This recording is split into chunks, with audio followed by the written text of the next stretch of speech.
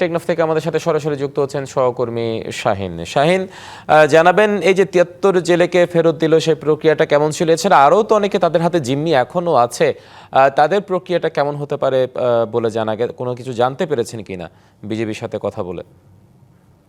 হিমাদ্রি, আপনাকে অসংখ্য ধন্যবাদ। আমি আপনার ৭৩ জেলেকে ফেরত আনার বিষয়ে আমি বিজিবি সেক্টর কর্নেল মহিউদ্দিনের সাথে কথা বলেছি। তিনি আমাকে যেমনটা জানিয়েছেন, কক্সবাজার জেলার সমস্ত প্রশাসনের সহযোগিতায় ৭৩ জেলেদেরকে ফেরত আনেছে। তার মধ্যে ৭ জন রোহিঙ্গা নাগরিক বলে আমাকে তিনি নিশ্চিত করেছেন।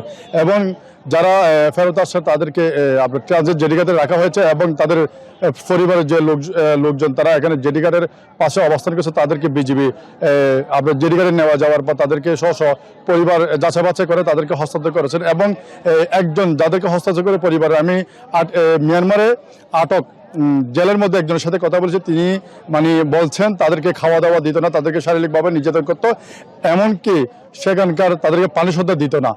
যে ওখানে তাদের বললো যে তারা ওইখানেও আরও অনেক জেলে মিয়ানমার আরকান আর্মির হেফাজতে রয়েছেন। এবং এই বিষয়ে বিজিবি একটা প্রেস বিজ্ঞপ্তি যেমনটি জানিয়েছেন, তারা বলছেন অনেক দীর্ঘ প্রতিক্রিয়া শেষে জেলা বিভিন্ন আইনশৃঙ্খলা বাহিনীর তৎপরতার কারণে ৭৩ জনকে ফেরত আনা প্রথম ধাপে ৭৩ জনকে ফেরত আনা হয়েছে। এবং বাকি যে সমস্ত জেলে মিয়ানমার আরকান আর্মি হেফাজতে রয়েছে তাদেরকে ধাপে ধাপে আইনি প্রক্রিয়ার মাধ্যমে তারা যোগাযোগ করে তাদেরকে ফেরত আনা হবে বলে বিষয়টা আমি নিশ্চিত হয়েছি। যার আপনার কথা যদি বলি, সেই রোহিঙ্গাগুলো কি রোহিঙ্গা ক্যাম্পে ছিল না বাইরে ছিল? ওরা রোহিঙ্গা ক্যাম্পের বাইরে থাকতো। বিভিন্ন রোহিঙ্গারা তো স্থানীয় জনগণের সাথে মিশে গেছে।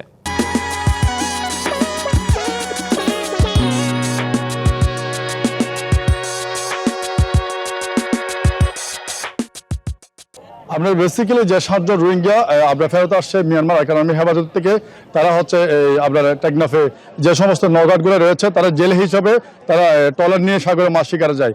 প্রায় আপনাকে একটা বিষয় জানিয়ে রাখি, টেকনাফে যে সমস্ত আপনার নৌঘাটগুলো রয়েছে এবং বঙ্গোপসাগরের আপনার মেরিন ড্রাইভ সংলগ্ন যে নৌঘাট রয়েছে এবং কাইকলি যে বোটঘাটগুলো রয়েছে, শাহপুর দ্বীপ, সাবরাঙ্গের যে সমস্ত বোটঘাটগুলো রয়েছে, যে সমস্ত নৌকা আছে নৌকার মধ্যে প্রায় আপনার জেলে হচ্ছে রোহিঙ্গা, তার মধ্যে হচ্ছে কিছু কিছু স্থানীয় আপনার বাংলাদেশের জেলে রয়েছে।